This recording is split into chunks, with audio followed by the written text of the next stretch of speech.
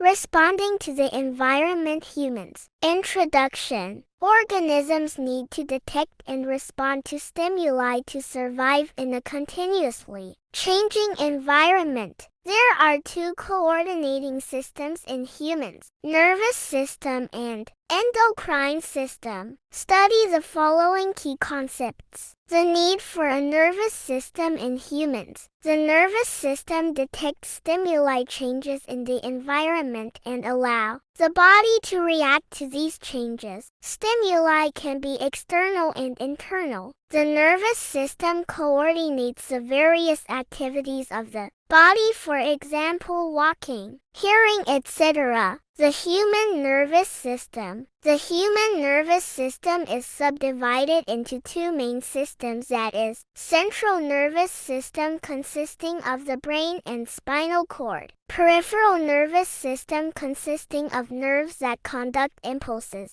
to and from the brain and spinal cord. It includes 12 pairs of cranial nerves and 31 pairs of spinal nerves.